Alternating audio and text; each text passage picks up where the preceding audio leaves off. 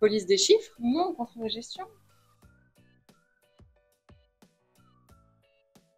Justine Klimek, responsable du contrôle de gestion. Arzo Alvaig, contrôleur de gestion. Nous sommes deux dans le service. Voilà. On ne connaît pas une entreprise, ce qui est important, c'est les premières impressions. Et c'est l'entretien et le super bon feeling avec la RH et aussi découvrir la culture d'entreprise. Moi, j'avais beaucoup entendu que c'est une entreprise familiale. Souvent, on a une mauvaise image du contrôle de gestion. On pense qu'on est là pour surveiller, sévir, mais en fait, on est là pour aider les gens, les autres services et travailler en collaboration. Alors nous, on fait parler les chiffres.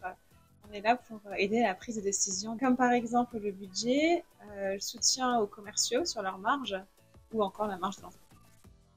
On est complémentaires. Donc, chacune a ses tâches. La rigueur, il faut que les chiffres soient justes. La curiosité, parce qu'on est au bout de la chaîne, donc on doit remonter toute l'information pour comprendre les chiffres. Et l'organisation. Il faut qu'on soit vraiment organisé parce qu'on a beaucoup de deadlines. Ah oui, et notre petit bureau aménagé par nos soins. Moi, j'aime bien apporter des petites pâtisseries maison, des gâteaux. Et on a un tiroir bien chargé pour prendre le goûter ensemble. Et le café tous les jours.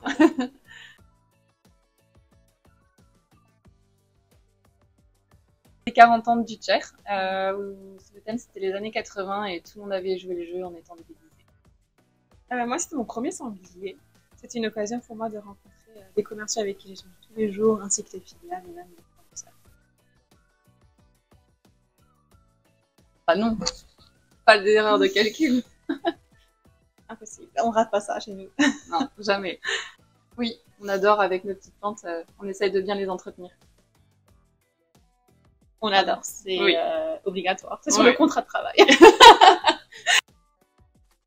Oui, on essaye toujours de trouver quelque chose à se mettre.